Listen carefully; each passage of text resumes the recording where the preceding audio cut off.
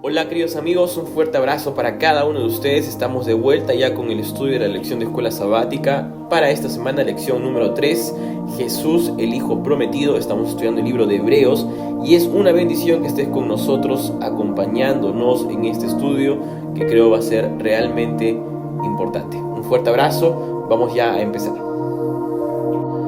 El versículo para memorizar se encuentra en Hebreos capítulo 1, versículos 2 y 3. Y quiero leerlo porque me parece que desde aquí se van a desglosar muchas ideas para toda la lección. Dice lo siguiente: en estos postreros días nos ha hablado por el Hijo, a quien constituyó heredero de todo y por quien asimismo hizo el universo, el cual siendo el resplandor de su gloria y la imagen misma de su sustancia, y quien sustenta todas las cosas con la palabra de su poder, habiendo efectuado la purificación de nuestros pecados por medio de sí mismo, se sentó a la diestra de la majestad en las alturas.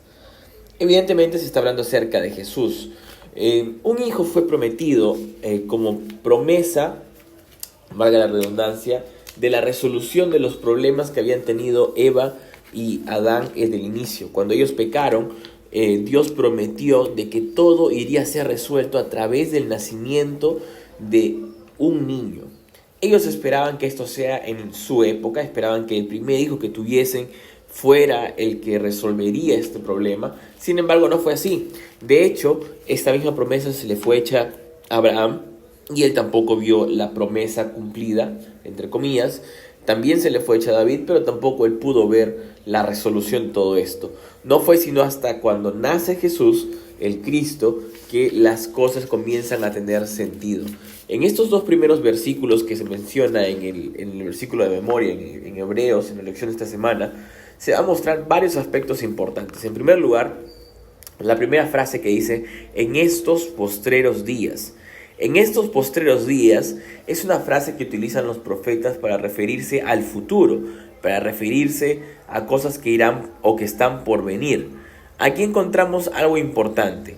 El mensaje que se está dando al inicio de Hebreos es un mensaje no solamente para el presente, sino también para el futuro, sino también para aquellos que van a leer esto más adelante. Es decir, Pablo no solo está escribiendo para la gente de su época, sino que está tratando de recordarles todo el contenido de los versículos 1 y 2 a la gente que un día leerá esto en el futuro. Cuando vemos entonces que se menciona al inicio de estos versículos en estos postreros días, vamos a notar de que muchas de las promesas que Jesús mencionó que Dios también realizó en el Antiguo Testamento, se cumplieron con Jesús. Es decir, en ese sentido, los postreros días, ese futuro del cual Pablo hablaba, ya lo estamos viviendo nosotros, porque Jesús ya cumplió muchas de esas promesas. Dios prometió que a través de Jesús muchos imperios serían derrotados, y eso lo demostró Jesús estando aquí en la tierra, siendo él el rey y el verdadero rey de los judíos. No solamente esto, sino que también él había prometido de que los muertos resucitarían, y Jesús cumplió eso como primicia. Él resucitó primero, ¿no? Para mostrarnos de que esto era real. Han habido muchas promesas que el Padre hizo y que a través de Jesús se fueron cumpliendo. Por lo tanto, lo que el Padre comenzó a hacer en la primera venida de Jesús, lo completará también en su segunda venida. Aquí viene una primera pregunta para nosotros que la lección dejó ya de entrada. ¿Cuánto debería ayudarnos esto a confiar en las promesas que aún no se han cumplido? Amigos, si Dios cumplió todas sus promesas en el pasado, por lo tanto en el futuro no será así la diferencia.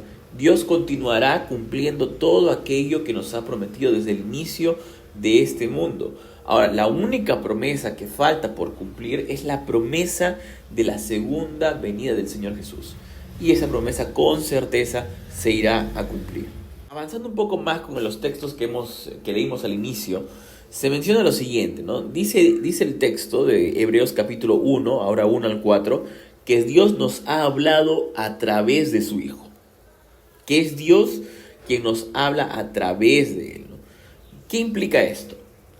Que Dios se revela a través de Jesús. Cuando Jesús dijo de que aquel que quiera conocer al Padre debe conocerlo a Él primero, estaba diciendo de que la revelación perfecta de Dios es Él. Dios nos habla a través de la Biblia, a través de la historia de Jesús. La historia de Jesús nos deja ver quién realmente es Dios y cómo es que Él trabaja, cómo es que es Él. Jesús es un medio mayor de revelación. Jesús es quien va a completar la imagen perfecta de quién realmente es Dios. Y acá hay algo importante, ¿no? El mensaje de Dios para nosotros en Jesús incluye no solo lo que Jesús dijo, sino también lo que el Padre hizo a través de Él y para Él. Todo para nuestro beneficio temporal y eterno. Ahora, ¿por qué razón el hecho de que Jesús revele perfectamente al Padre nos tiene que dar esperanza? Bueno, la razón es la siguiente, porque es una promesa cumplida y a través de Él hemos visto el amor de Dios y el plan de salvación cumpliéndose. Jesús es aquel que nos va a mostrar de que todo lo que dijo Dios en el Antiguo Testamento se cumple a cabalidad. Mas no solamente esto, sino de que Jesús nos muestra perfectamente el carácter de Dios, que muchas veces no se entiende bien en el Antiguo Testamento por diferentes circunstancias, pero que a través de la historia de Jesús vemos sus reacciones de amor, sus reacciones de tristeza, su reacción de amor por la salvación de las personas. Todo esto lo vemos completamente en plenitud a través de la vida de Jesús. Ahora, la lección también deja ver algo bastante lindo, ¿no? La lección menciona de que cada vez que aparece la idea de Dios, la Biblia presenta a Dios siempre envuelto en una luz, siempre envuelto en una gloria que es inaccesible, ¿no? Cada vez que Dios se presentaba en el Antiguo Testamento, hay un resplandor, una gloria que no permite que se pueda ver al Señor, ¿no? Lo pasó con Moisés en la zarza ardiente, David menciona esto también, pero, por ejemplo, en Hebreos capítulo 1, versículos 2 al 4, la Biblia dice de que Jesús es el resplandor de la gloria de Dios. Una vez más, una alusión a que Él es la presencia de Dios encarnada. Al Señor, cuando estemos en el cielo, no lo vamos a poder ver directamente porque está envuelto en su gloria, en su luz. Apocalipsis y diferentes libros nos muestran de que inclusive los ángeles se tapan los ojos para no ver esa gloria, ¿no? Y que hay querubines que los resguardan. Pero a quien sí vamos a poder ver en su plenitud, a quien sí podremos ver cara a cara, es al Señor Jesús. Y es que Jesús es la revelación completa del Padre. Dios es revelado perfectamente en su Hijo Jesús. Lo que nos muestra el libro de Hebreos es que Jesús es el resplandor de la gloria de Dios. ¿Qué nos quiere decir esto? Nos quiere decir de que Jesús es la expresión exacta de la naturaleza del Padre. Me gusta una analogía, una metáfora que utiliza aquí la lección. Dice así: así como el sol no se puede percibir salvo por el resplandor de su luz, a Dios lo conocemos a través de Jesús. Desde nuestra perspectiva, es como si los dos fueran uno solo. Por esa razón, el Señor Jesús decía: el que me ha visto a mí, ha visto al Padre. Es bueno saber cómo es Dios a través de Jesús.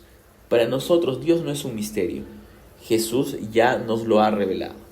Pasando un poco más en el estudio de esta semana, encontramos también de que Jesús es el medio por el cual Dios creó todo lo que existe. La Biblia dice, en Hebreos también, el primer capítulo, que es a través de Él por quien hizo el universo. Esto es bastante importante. ¿Por qué razón? Porque en el Antiguo Testamento vemos que es Dios quien se adjudica el hecho de crear todo.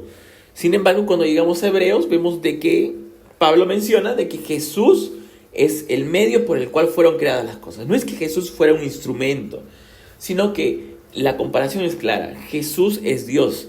Si Dios era quien hacía todo en el Antiguo Testamento, según lo revelan los mismos textos que están ahí en Isaías 44, 45, en Nehemías 9 y muchos otros textos más, y ahora Pablo dice que es Jesús quien estaba haciendo aquellas cosas en el pasado, por lo tanto Jesús es Dios. El problema de aquella época era precisamente eso. El gran meollo de todo es que muchas veces Satanás quiere hacernos pensar de que Jesús es un personaje y Dios es otro, cuando en realidad son los mismos. En el inicio, quien creaba las cosas, quien hablaba, a quienes los ángeles veían creando el universo, era el mismo Señor Jesús. La revelación del Padre. La acusación de Satanás en el cielo fue de que Jesús no era Dios. Y es la acusación de hoy en día también. Sin embargo, Jesús es Dios y es por eso que Él crea. Y Él habla y Él dice, es Él quien creó todo. Jesús no solo nos creó, sino también nos sostiene. La lección marca en eso también que es importante. Dios no nos crea. Dios no solamente nos dice, ok, ya los hice, ahora vean ustedes cómo van en el mundo. Dios nos crea, Jesús nos hace, pero Él también nos sostiene. Él sostiene el universo. ¿Y por qué esto es importante? ¿Qué cosa esto nos enseña? De que Jesús no solamente nos creó, sino que Él está pendiente por cada una de las cosas que nosotros también pasamos. Esto es algo que trae mucha paz al corazón, pues en el problema donde te encuentres, en la situación adversa por la que pasemos, tenemos que saber de que nuestro Señor no nos ha dejado a la deriva, sino que siempre está pendiente de cada uno de nosotros. Llegando ya a la parte final de la lección, encontramos una última frase de estos primeros versos que hemos visto en Hebreos capítulo 1, que es la frase de yo te he engendrado hoy. Hay muchas personas dentro del mundo cristiano, el mundo evangélico, que piensan de que Jesús fue creado o es una creación de Dios, y esto es completamente falso. La palabra engendrado hoy, o esa frase, esa expresión, hace alusión a el sentido de adopción, sentido de pertenencia. Jesús fue engendrado en ese sentido. ¿Por qué razón? Porque Él era el Mesías príncipe que había sido prometido. Es decir, Jesús era el cumplimiento de las profecías mesiánicas, de que iba a venir un Mesías para salvar, un Mesías príncipe. En ese sentido Él fue adoptado, Él fue puesto en ese lugar. Por eso Dios dice, yo te he engendrado hoy. Es más o menos como decir, yo te estoy dando ese título, ese nivel. Lo que habíamos prometido antes te lo estoy poniendo a ti. Por eso utilizan la palabra engendrado, que en el idioma original tiene más sentido con la palabra adoptados. Adoptas, no adoptado de que antes no era su hijo y ahora sí es, sino la adoptación de ese cargo. La pertenencia ahora, Jesús se hace dueño de ese título de Mesías príncipe. Algo también importante es que la palabra engendrado hace sentido también a la entronización. Es decir, Jesús es puesto en el lugar donde le corresponde. Lo cual también hace sentido a lo siguiente. Jesús comienza a ser la continuidad de lo que era Dios. La lección nos mostraba claramente de que Jesús se convierte en el Hijo de Dios con poder cuando resucita y cuando se sienta a la diestra de Dios. Por esta razón, Jesús se convierte no solamente en un profeta, no solamente en un personaje que vino a la tierra, no solamente en la idea de alguien que nos redime, sino en la imagen perfecta de Dios como Señor y Señor de todos, como Hijo legítimo de Dios.